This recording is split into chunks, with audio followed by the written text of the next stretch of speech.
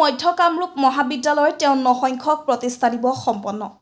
মুকলি সভাত মুখ্য অতিথি হিচাপে উপস্থিত থাকে ভট্টদেৱ বিশ্ববিদ্যালয়ৰ নৱনিযুক্ত উপাচাৰ্য ডক্টৰ ধনপতি ডেকা।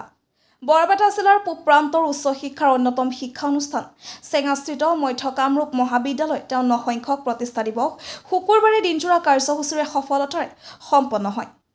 1971 চনৰ 9 আগষ্টত প্ৰতিষ্ঠা লাভ কৰা মধ্য কামৰূপ মহাবিদ্যালয় শুকুৰবাৰে পালন কৰিলে 53 সংখ্যক প্ৰতিষ্ঠা দিৱস। 53 সংখ্যক প্ৰতিষ্ঠা দিৱসৰ লগত সংগতি ৰাখি শুকুৰবাৰে দিনৰ 12 বজাৰ পৰা অনুষ্ঠিত হোৱা মুকলি সভাখন ৰাভা সংগীতেৰে আৰম্ভ হয়। মহাবিদ্যালয়খনৰ একাংশ অধ্যাপিকা আৰু ছাত্ৰীয়ে পৰিৱেশন কৰে এই ৰাভা সংগীত।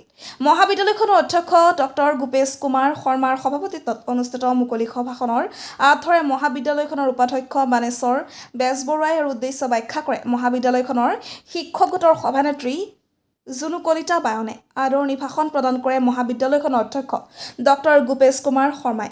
মুকলি সভাত মুখ্য অতিথি হিচাপে উপস্থিত থাকে বজালীস্থিত ভট্টদেৱ বিশ্ববিদ্যালয়ৰ নৱনিযুক্ত উপাচাৰ্য ডক্টৰ ধনপতি ডেকা।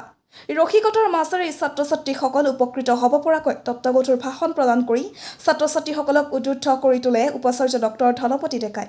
মুকলি সভাৰ পূৰ্বে মঞ্চলৈ উপাচাৰ্য ডক্টৰ ধনপতি ডেকাক গায়ন বায়নে খোলতাল বজাই আদৰি আনে। আমন্ত্ৰিত অতিথি হিচাপে উপস্থিত থাকি ভাষণ প্ৰদান কৰে মহাবিদ্যালয়খনৰ অৱসৰপ্ৰাপ্ত উপাধ্যক্ষ তথা মহাবিদ্যালয়খনৰ পৰিচালনা সমিতিৰ বিশ্ববিদ্যালয়ৰ মনোনীত সদস্য ডক্টৰ হৰেন্দ্ৰনাথ তালুকদাৰে। উক্ত সভাতে প্ৰতিভাৱান ছাত্ৰ ছাত্ৰীসকলক বঁটা প্ৰদান কৰা হয়। মহাবিদ্যালয়খনৰ দৰ্শন বিভাগৰ অধ্যাপক ডক্টৰ জগদীশ বসুমতাৰী আৰু অসমীয়া বিভাগৰ অধ্যাপিকা ডক্টৰ স্মৃতিৰেখা কাঠাৰে PhD লাভ কৰাত উক্ত সভাতে দুয়োগৰাকী অধ্যাপক অধ্যাপিকাক সন্মানিত কৰা হয়।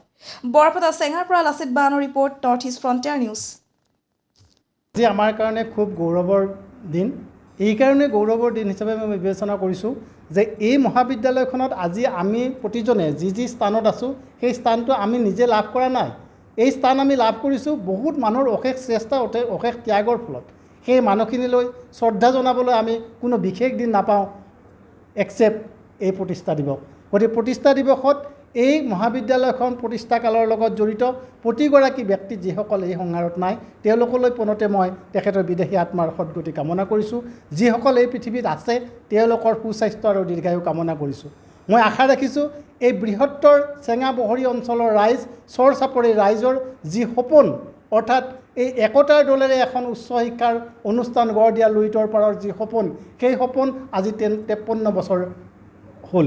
এই 53 বছৰীয়া সপোনটো আমি অনাগত দিনত তেওঁলোকৰ সেই সপোন আৰু অধিক দৃঢ়তৰভাৱে আগবঢ়াই নিয়াৰ বাবে দৃঢ় সংকল্পবদ্ধ। সকলো ৰাইজৰ সহায় সহযোগিতা আমি কামনা কৰিছোঁ।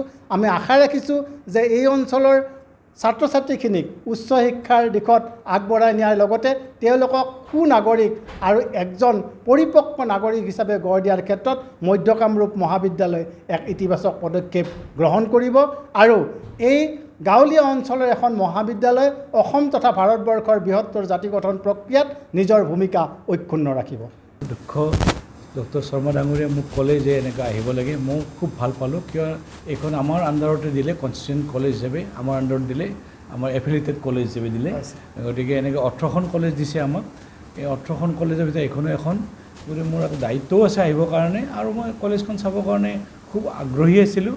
আহি মই এনেকুৱা ভাল লাগিল যে ইয়াৰ মহাবিদ্যালয়ৰ অধ্যক্ষ প্ৰমুখ্যে সমূহ শিক্ষক শিক্ষয়িত্ৰীসকল এই অনুষ্ঠানটো সাফল্যমণ্ডিত কৰিবৰ কাৰণে যথেষ্ট কষ্ট কৰিছে।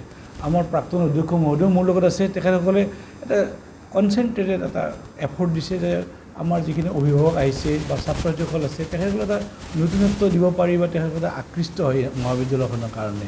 আমাৰ বৰ্তমান মহাবিদ্যালয়খন হোৱাৰ লগে লগে আমি আমাৰ বিশ্ববিদ্যালয়ৰ যিটো আইন আছে, আমাৰ আইনৰ মানে গণ্ডিত এই মহাবিদ্যালয়খন কেনেকৈ আগুৱাই লৈ যাব পাৰি। এইখন মহাবিদ্যালয় নহয় আৰু 18খন মহাবিদ্যালয় আছে। কাৰণ এই মহাবিদ্যালয়বিলাকৰ যিবিলাক শৈক্ষিক উত্তৰণ হ'ব সেইবিলাক উত্তৰণে আমাৰ বিশ্ববিদ্যালয়খনত যথেষ্ট নাম কৰিব বুলি মই ভাবোঁ। আমাৰ এইটো বহুত দৰকাৰ হৈছে আমাৰ গণ্ডিত, আমাৰ বিশ্ববিদ্যালয়ৰ গণ্ডিত। এই মহাবিদ্যালয়খিনি তেতিয়াহ'লে আমাৰ ব্ৰেইন ড্ৰেইন যিটো হ'ব সেই ব্ৰেইন ড্ৰেইনটো আমাৰ সমস্যা নাথাকিব। ছাত্ৰসকলে এটাই পঢ়ি উপকৃত হ'ব। কাৰণ আগুৱাই যাব, বহুত আগুৱাই যাব লগা বহুত দিশ আছে। যিবিলাক ছাত্ৰ ছাত্ৰী পাছ কৰি ওলাব তেওঁলোকে যেতিয়া এটা নিজকে ভাবিব যে মোৰ যিটো শিক্ষা গ্ৰহণ কৰিব লগা আছিল, মই এটা ভেলু এডেড যিটো এডুকেশ্যন কয় মই এটা গ্ৰেজুৱেট আউটকাম যিটো কয় গ্ৰেজুৱেট আউটকামটো মই ৰিয়েলি এচিভ কৰিছোঁ মহাবিদ্যালয়খনত অধ্যক্ষসকলৰ যথেষ্ট দায়িত্ব আছে এই ক্ষেত্ৰত